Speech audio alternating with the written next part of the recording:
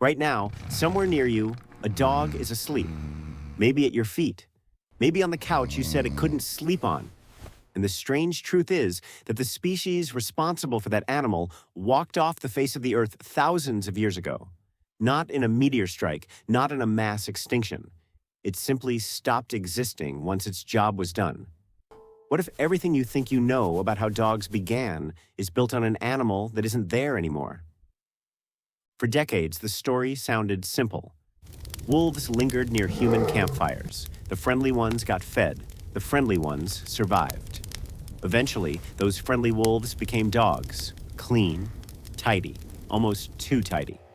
Because in 2020, geneticist Anders Bergstrom and his team sequenced ancient wolf and dog genomes from across Eurasia and found something that broke the simple version completely. None of the ancient wolves they tested were a direct match for the ancestors of modern dogs. The actual parent population was gone. You are not petting a tamed gray wolf. You are petting the descendant of a ghost.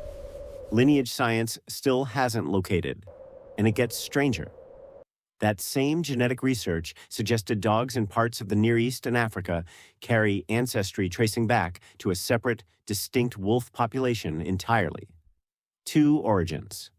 Maybe two separate accidents of domestication happening in different places by different bands of humans who never met each other, later blending into the dogs we know today. Humans might have invented the dog more than once. Could the modern dog actually be two extinct experiments stitched together by time? There's an even darker footnote buried in the fossil record.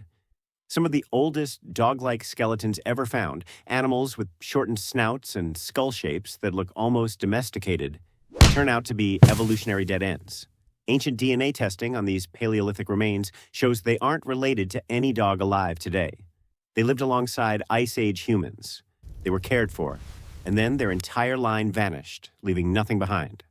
Before the dogs we know existed, there may have been an earlier attempt at the same idea that simply failed. So why did wolves approach humans in the first place? The textbook answer is scraps, leftover meat near a fire pit, too tempting for a hungry wolf to ignore. But there's a colder, more practical theory hiding underneath that one.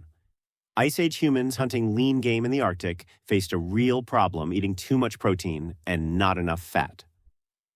Doctors today still describe the symptoms as rabbit starvation. A body fed on pure lean meat without fat or carbohydrate can sicken and die even while technically full. Which means ancient humans may not have been generously sharing food. They may have been dumping a surplus they physically could not digest. Domestication might have begun with leftovers nobody could afford to eat. Whatever drew wolves close, something then filtered them by temperament. Wolves who could tolerate proximity to people without bolting or attacking didn't need to risk injury chasing dangerous prey. They simply waited near the dump. Researchers studying this scavenger theory, building on work by biologist Raymond Coppinger, describe natural selection quietly favoring the boldest, calmest wolves at the edge of human waste sites, generation after generation, with no person ever deciding to start a breeding program. Humans never chose to invent a companion.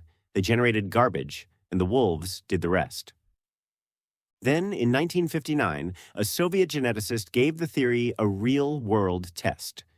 Dmitry Belyaev began breeding silver foxes in Siberia for exactly one trait: calmness around humans.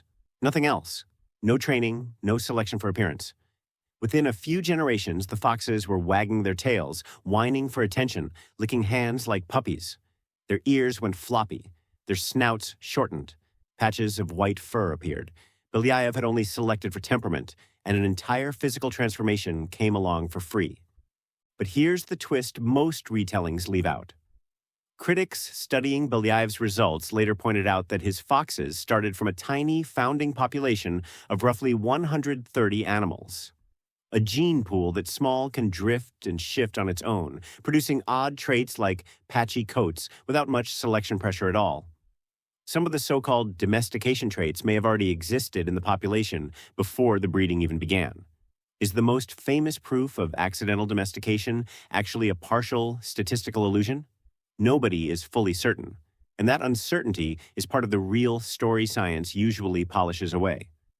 What scientists are more confident about is the mechanism underneath all of it. A widely cited hypothesis from researcher Adam Wilkins and his colleagues ties tameness, floppy ears, shortened snouts, and patchy fur to one shared cause hiding in embryonic development. The cells responsible are called neural crest cells, and they don't just shape an animal's temperament. They also become its pigment, its facial bones, its adrenal glands. Selecting only for calm behavior may have quietly turned a single embryonic dial, dragging a dozen unrelated physical traits along with it. It's why foxes, pigs, rabbits, and dogs all show eerily similar transformations despite never being bred for the same purpose. Domestication kept reshaping dogs long after their bodies softened. Once humans began farming grain, dogs needed to digest a diet wolves never evolved for. Researcher Eric Axelson and his team found that dogs carry up to 30 copies of the gene responsible for breaking down starch. Wolves carry only 2. But not every dog made that leap. Arctic breeds like huskies and dingoes largely missed the upgrade, staying closer to their carnivorous ancestors, which suggests the starch adaptation arrived after domestication itself, as separate populations followed separate paths. And then there's your dog's face.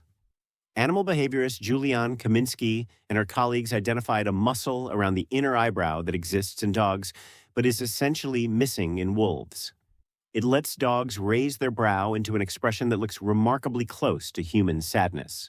And dogs use it constantly around people, almost never around each other. It triggers something nurturing in the human brain almost automatically. Those puppy dog eyes you can't say no to aren't a coincidence or a trick you imagined. They're a genuine anatomical mutation, quietly bred into existence by thousands of years of humans, simply preferring the dogs that looked at them that way.